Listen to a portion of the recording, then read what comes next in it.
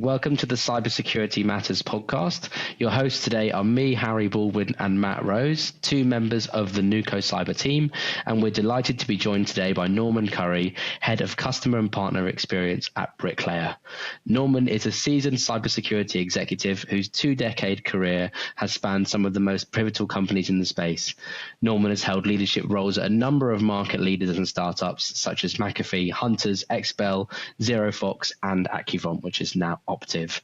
He's been building and leading high-performance teams across partnerships, go-to-market strategy, and technical alliances. He's known for his deep expertise in the partner ecosystems, his ability to scale, and his talent for bridging technical depth with strategic execution. Now he's head of customer and partner experience at Bricklayer. Norman is applying that experience to a company at the forefront of AI-driven cybersecurity operations. Welcome to the show, Norman. Thank you very much, Harry. It's a pleasure to be here. I appreciate the very kind introduction. No worries. There's lots to talk about. But I had two questions in particular. First one being on Bricklayer. You've recently joined. I've heard you already speaking really positively about the mission and what is exciting. But tell us a bit about Bricklayer as a business and why it's exciting for you specifically. Certainly. Well, as a provider in the space, Bricklayer is taking a unique approach in providing a platform that provides the customer the flexibility to significantly influence the outcomes that they want to see from AI. I'll dig into it in a bit more detail, but it's quite different than several other players who have entered the space over the last couple of years. For me personally, what's so exciting is we just announced the closure of our seed round. So we've received an influx of capital that's allowing us to invest significantly in the expansion of our go-to-market strategy. We've seen just more demand than we can handle based very much on the approach that we've taken to the market. And it's driving opportunities both in the direct space with customer inquiry, as well as in the partner ecosystem across service providers, MSSPs, as well as standard channel partners and resellers. Yeah, fantastic. And the timing of you joining and the opportunity in the space and the movement in AI and obviously security, it sounds like a match made in heaven and a great time to join. Tell me a bit about the technology itself. Obviously, not in heaps of detail because I'm not a technical engineering person, but tell me a bit about how Bricklayer makes security operations more effective and broadly, what you guys offer from a product and technology perspective. Certainly. Well, Bricklayer is an agentic AI platform focused on security that approaches the market, as I said, a bit differently. Many of the folks in this space have essentially built and sell agents to perform very specific duties. So if you have an issue with trying to address AI in the SecOps environment where you're looking for triage and investigation of alerts, or you're looking for threat hunting, or you're looking for some specific function, you purchase an agent with specific capabilities to manage that process on your behalf. Bricklayer has built our platform with specialty skill sets for agents that can address many of those same concerns out of the box. However, we don't sell the agent. What we do is we've crafted the agents to have specialized skill sets and then allow you as the customer to define the types of actions that you need taken in order to fill the gaps within your security infrastructure. So if you're running a security operations center and you feel very strong in one space, but you have a gap or a weakness in another, you can utilize Bricklayer to build specific procedures which run the tasks necessary to accomplish those goals. And the way that they do that is they utilize the specialized skill sets from the agents in the background. So a single function that you may need may require the specialized skills of an AI SOC analyst or a threat intel analyst or a threat hunter. Traditionally, if you were trying to to get the value out of that, you had to purchase agents which ran whatever tasks which were outlined by the company that built them, by one of our competitors. Bricklayer allows you as the customer the flexibility to define the procedure and utilize the agents for only the tasks that are required to accomplish your goal and get your outcome. So we're selling work. And that work is accomplished with those specialized skill sets. In addition, the customer has the capability to actually build their own agents.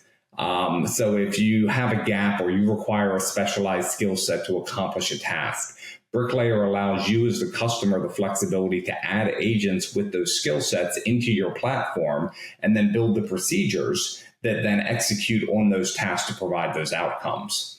So it's a very different approach to the market where we are looking at how to address the work that is needed versus telling the customer what is needed as part of a specific function. Yeah, I mean that sounds really interesting, because to be honest with you, whenever we go to conferences and we go to shows, I see businesses throwing every kind of jargon and abbreviation at a business, saying like, we can do this, you need this, and you guys are so focused on what the customer tells you what they need, which is like a really to be honest, it's just a really refreshing approach to the industry and the space you guys are in. So it truly is. It truly is. And in customer and partner conversations that I've had during my introductory time here at Bricklayer since I joined, the focus is always on, let's discuss the use case that you have and figure out what the right procedure build for that use case is so that we can accomplish the outcome that you want. If you're buying an AI SOC product from many of the providers in the space, you're buying a specific set of tasks and functions which are defined by somebody telling you what is necessary. Yeah. Most customers will come back and say to you on a regular basis, we know our environment best and we know what we need. So we have taken that sort of fundamental truth and said, then we will work with you to build and develop the outcomes that you need, utilizing the power of AI and the specialized skills within Bricklayer's agents to accomplish those goals. But you're not having to pay for things that you don't need or that aren't gaps for you today. So it's very much a model that I would call land and expand, where we can build something that addresses your gaps today, and that as your needs evolve, you have the ability to build new procedures, to alter existing procedures, and let AI accomplish the work task for you on an ongoing basis. It's really an approach that I think is differentiating, and that is really resonating with both customers and partners in the space. Brilliant. Do you find that it's mostly large enterprise customers that are interested in what you guys offer, or is it broader than that?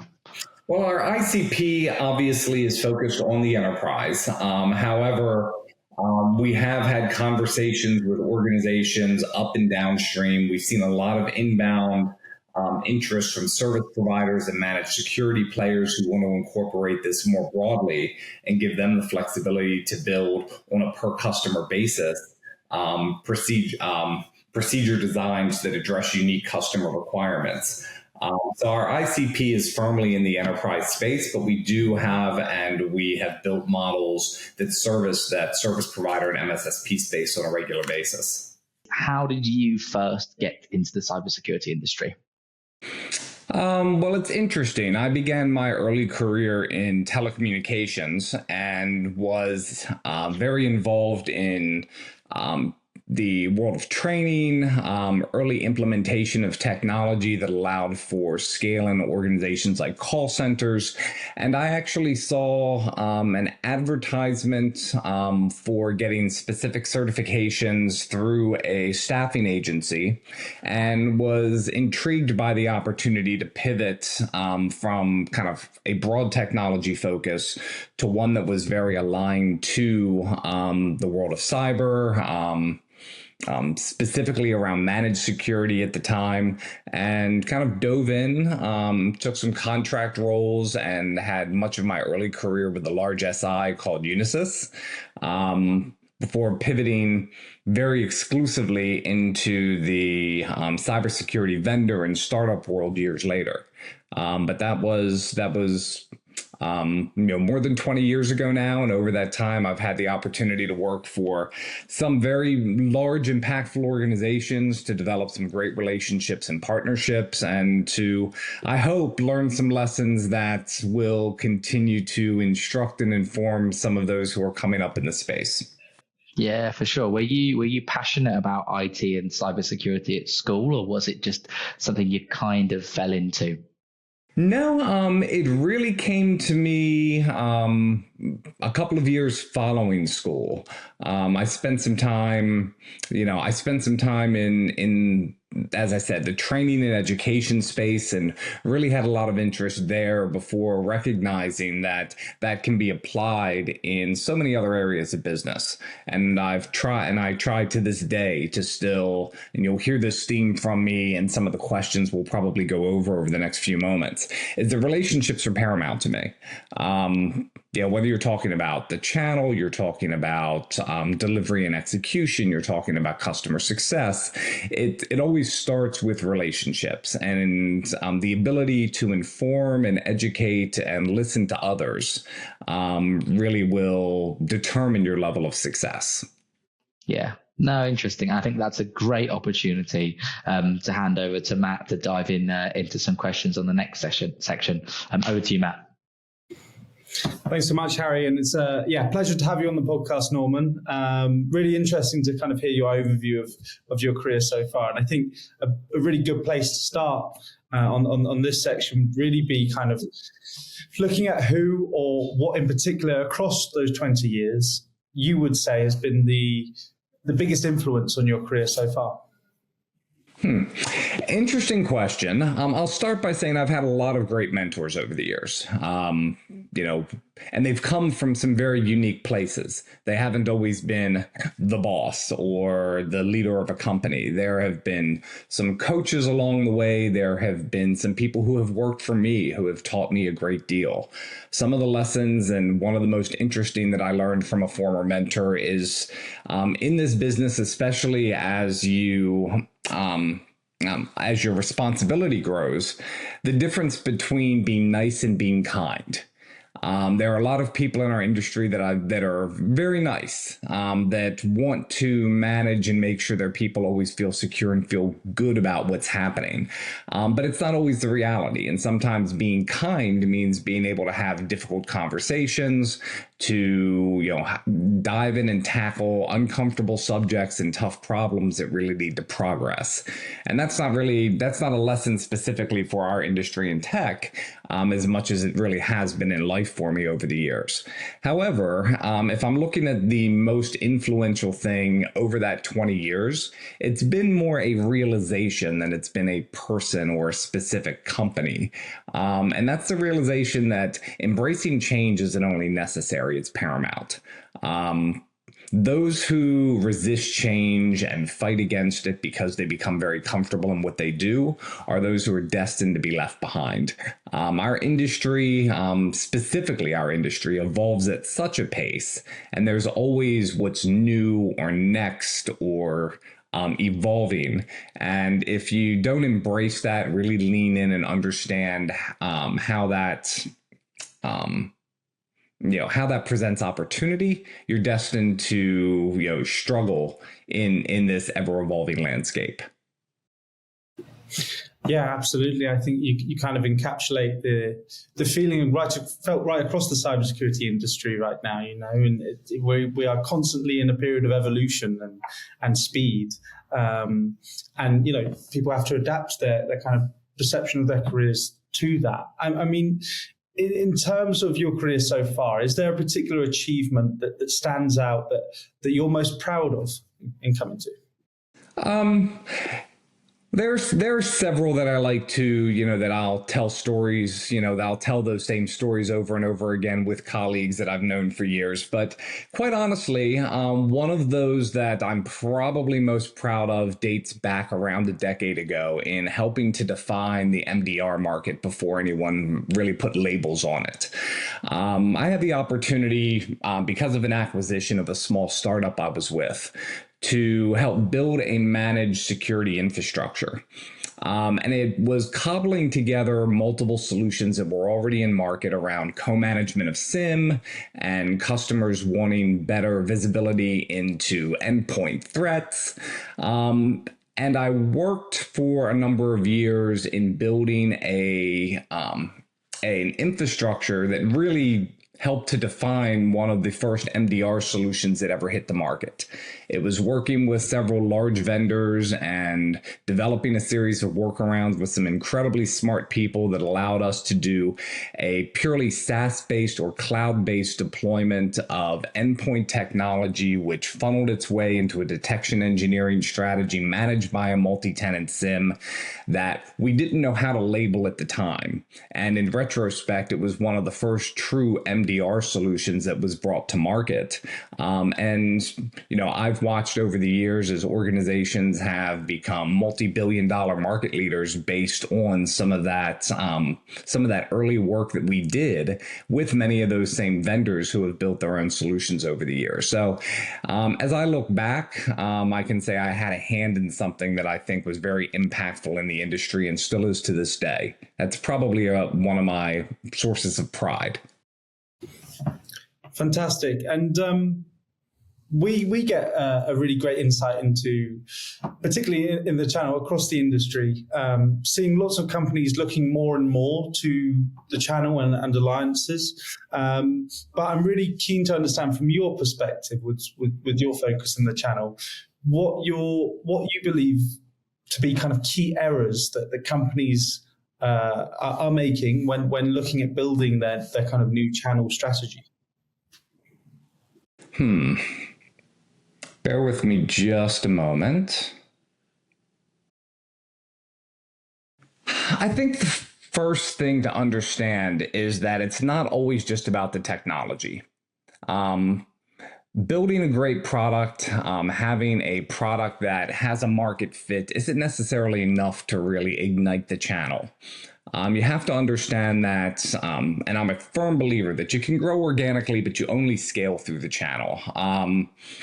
Organizations have more and more bought into that truism over the years, and I think it's true more now than ever. But I think that key errors that I've seen include the fact that it's about relationships. So you have to invest and you've got to bring a lot to the table with your channel partners. It's not a one-way relationship. You're not just competing in your segment when you engage with a partner, even if you have a unique solution, because you're not just competing against other point products in your segment for attention. You're competing against a broad ecosystem of products that are available for the channel and are at their disposal. While you always look for those unicorn channel players who really lean into new market segments and new opportunity, much of their business is centered around providing solutions to customers who have needs today that they're clearly articulating. And when you're in new product segments or you're developing new solutions, you don't always have that ICP defined, that ideal customer profile. You don't always have your message flushed out in a way that's easy to understand and to disseminate to a customer the problems that you're solving. So you can get lost in that noise of all those products that are already established that are at the channel's disposal. And their goal is to bring solutions to customers that are solving problems that can be clearly articulated. So if you don't spend the time to invest, to build relationships and get together with people and uncover those who are interested in exactly what you're offering, I think you're destined to struggle. Thank you. No, really insightful answer there. And I think it probably kind of transition now into the next section of the show, which would be taken by Harry on focused on talent within the industry. Yeah, Thanks, Norman. Thanks, Matt, for those answers. Really interesting. Talent, obviously, we're recruiters. We love talking about talent in the industry. First one for you, Norman. And we love you. Oh, thank you. It's nice to hear someone actually say nice things about recruiters, because sometimes the public perception isn't all that great, but I appreciate it. When it comes to talent topics, and interested to hear what you think from your side, also as someone that's built teams in the past. What do you think are the key talent topics that really need addressing in the cybersecurity industry today? I mean, either from a channel perspective or just from a general industry perspective, because lots get spoken about, right? There's a lot to unpack there, but I'll try and be as concise as I can. Being in the industry as long as I have, watching its evolution, there are a few things that I see that have continued to surface as issues that we acknowledge continuously, but I haven't seen great solutions for.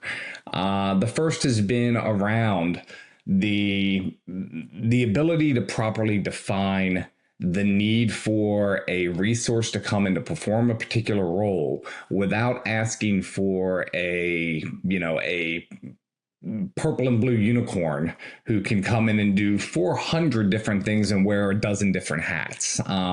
You see job descriptions that require, the joke is that you'll ask for 10 years of experience around the development in a technology which has only been alive for 5, setting unrealistic expectations for candidates that make it impossible for people trying to enter that space or for folks in your position who are trying to bring talent to the table. Topics like ghost positions, the constant reposting of positions that may or may not ever have the intention of being filled, but help to amplify the perception of talent shortages or the need for people in places that aren't ever really being filled. The ongoing lengthening of hiring practices for candidates, I think, are crazy in cyber. All you have to do is spend a bit of time on LinkedIn and you'll continuously see people who have said they're on their 12th round interview with an organization. And I'm sorry, but if you can't make a decision after 2 or 3 conversations with a candidate, then you need to look back at your hiring practices and put yourself in a better position to succeed, because people are just as likely to pivot to the next available opportunity and put you back at square one as a hiring organization. The other thing that I think we've gotten away from over the years that needs to be addressed is learning how to cultivate internal talent and passion. Many times, anytime there's a new requirement, organizations look externally rather than looking to their own internal teams to find people who have a passion or an interest in converting over to those opportunities. And that's, it tends to dishearten those you have internally who are really already advocates for your organization and understand them, as well as continue to segment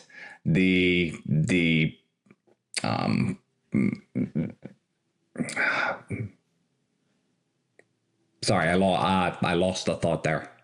No, it's all right.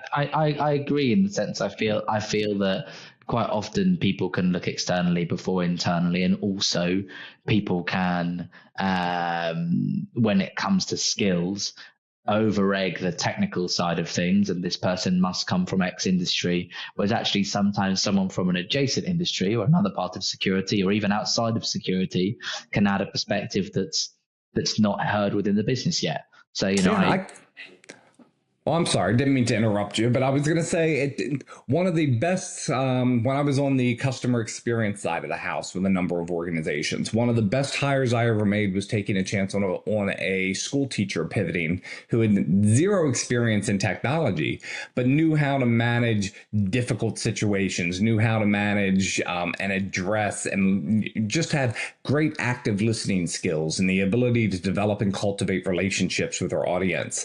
Wound up being one one of the best hires that I had made at that organization, was an absolute rock star and is still in the industry today, but had zero technology experience, but just came across as so interested and passionate about the space and showed all of the soft skills. And sometimes you've got to look to that as unique ways to bring in perspective and talent that you wouldn't find otherwise.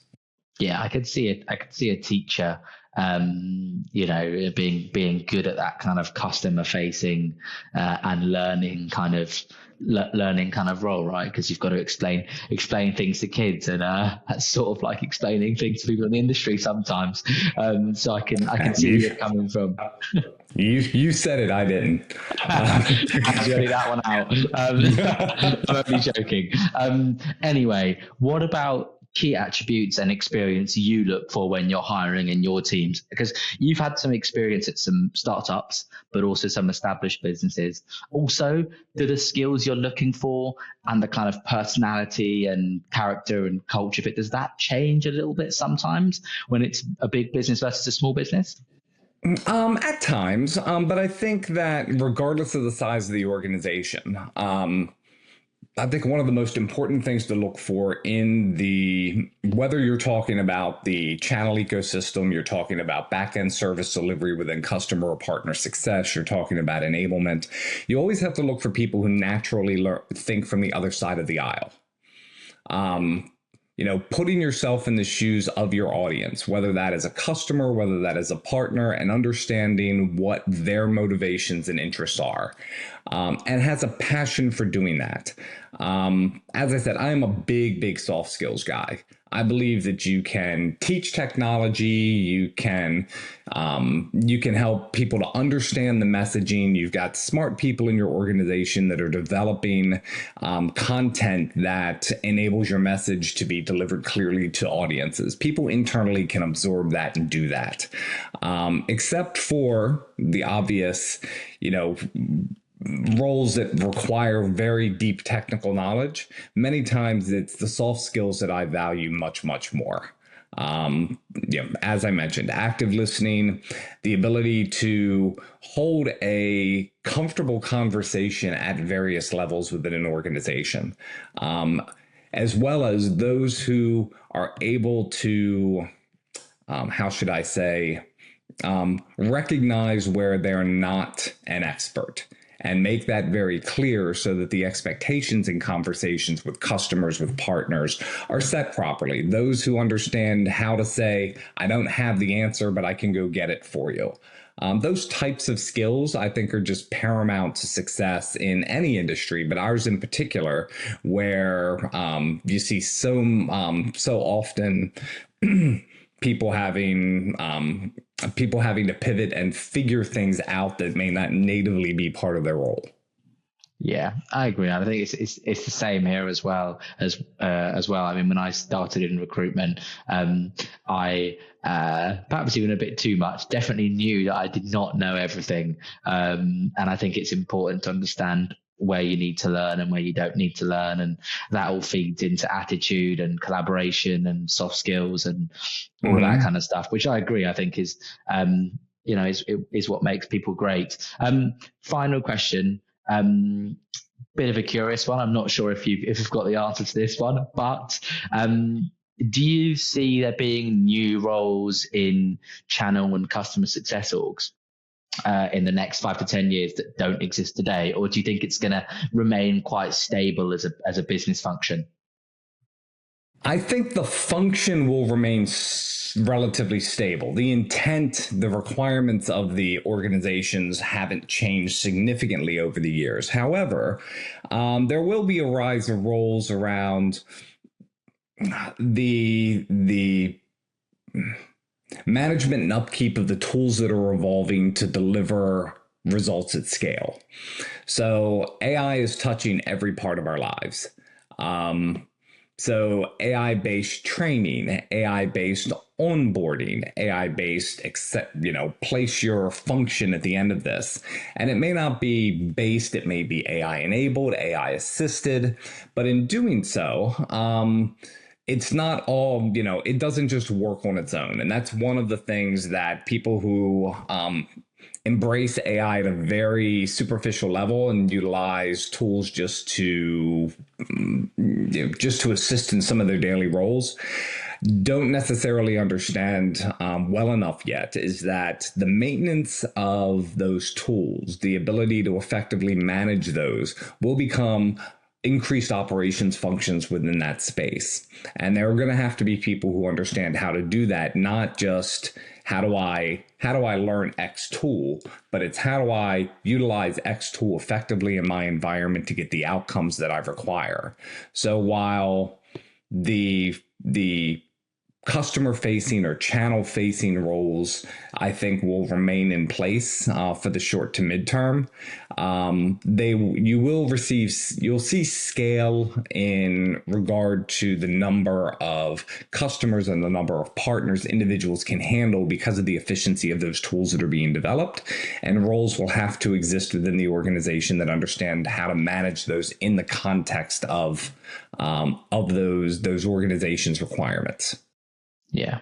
Do you think that will impact the relationships that channel people have with their channel customers? Or do you think not so much? I don't think it's going to have a material impact. It's more evolutionary than it is revolutionary at this point. I mean, it is still built around relationships. I think one of the most important aspects of how that will be managed in the channel over the next several years will be responsiveness to feedback and the ability to implement updates and changes that are being requested by those partners. As we see changes in the way that enablement is delivered, or the whether you classify training and enablement separately, but training, enablement, ongoing sales support, much of that will continue to migrate. And as it does, understanding and addressing feedback will continue to be a very important aspect of success. Cool. Yeah, no, I was curious to know, and I appreciate you answering all those questions there. We need to cover the topic that matters, and today we've got a couple of questions on AI and also the specific, impacts on security operations and other areas there. But first off, lots of AI native cybersecurity startups. I'm sure you've seen at RSA and all the shows that go on all year. What do you think is separating the hype from the substance, if you like? Organizations that can clearly articulate the problems that they're addressing, and that those problems represent enough pain that they can be prioritized by buyers. You couldn't walk down the aisle at RSA without tripping over, something that was related to AI. And AI is going to continue to become an enabling technology across the landscape in security, obviously, in productivity, and in marketing and sales, et cetera, et cetera, et cetera. AI will continue to evolve and be part of that. But most fundamentally is if you can't identify the problem that you're solving and quantify that problem in a way that justifies the spend and shows a real ROI to your end customer, then your product's not ready to be successful in market. That's the biggest difference between the hype and the players who are going to make a material impact in the business. Yeah. Interesting. And do you think that so a lot of businesses are talking about, I remember when it was cloud native, now it kind of feels like AI native is the one that everyone talks about. Do you think the more traditional larger vendors will be able to adapt fast enough to compete with those kind of AI native, Gen AI first challengers? It's a mixed bag, and results are going to vary. I think the rate of customer adoption is going to be key to whether or not they have enough time to truly adapt.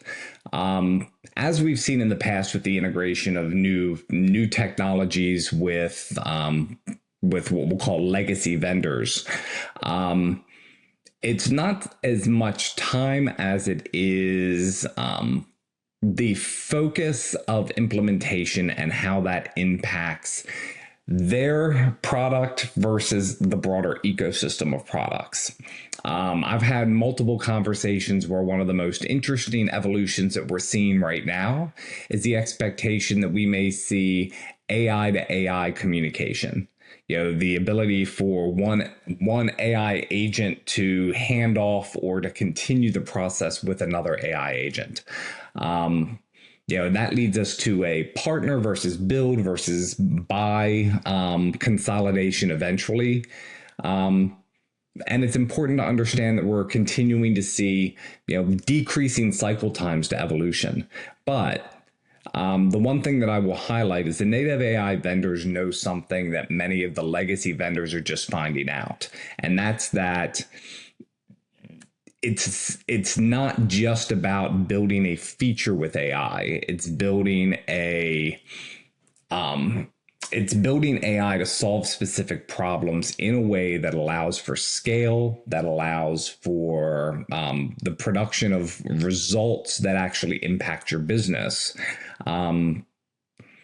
So I guess my answer is, going back to my initial statement, it's a mixed bag and results are going to vary. Some of the vendors will certainly address issues, especially for their own internal ecosystems. Traditionally, we have seen that as a net, that's been a strength of legacy vendors in adapting new technology specific internal to their own ecosystem. But whether or not they can expand that to have broader impact outside of their own internal product suite is yet to be seen. Yeah, it'll be interesting to see whether they go down the route of acquiring businesses or whether it comes from internal development as well. It's hard to say which will be more, isn't it? If history has taught us anything, it'll be a bit of both. Yeah. I mean, it all depends on the business practices and the wherewithal to do it internally versus to evaluate what's available to them in the market otherwise. Brilliant. Well, yes, our final question is actually always the same, Norman. And it really is kind of looking at what your one piece of advice would be for somebody new who's entering the cybersecurity industry right now. Okay, fair question. I think the answer there, understand that there's boundless opportunity to pivot and evolve. There are roles within cyber that are heavily technically focused, that are very people and management driven, that are on the SecOps side, on the front end development and back end development. The roles, the opportunities are there. So find an entry point that aligns to your immediate interest and accept a role which puts you into an organization where you're encouraged to ask questions early and often. Be curious. Harry, you were mentioning earlier that people worry about what's going to happen to the evolution of jobs. We worried about that during the Industrial Revolution when machines first began to replace human effort. And what we found is that for roles that were lost, others are gained. And we're going to see that same thing in this industry. So for anyone entering it today, understanding that embracing change, the point that I made at the very top of this discussion, finding ways to pivot and evolve, always maintaining your curiosity. Those are the keys for me in a long and successful career in this space. If you stop being curious, if you get too embedded into a single role or a single organization, and you find yourself stagnating, it's time to look around and find opportunities to continue to grow. So never stop growing, never stop being curious, and I think anyone entering this industry will be fine. Thank you so much, Norman. It's been a real pleasure to have you on the podcast. Me and Harry have really enjoyed it, and it's been fantastic. Thank you so much, Matt. It was a pleasure to speak with you both, and I look forward to doing it again sometime. Thank you, Norman. Thanks very much.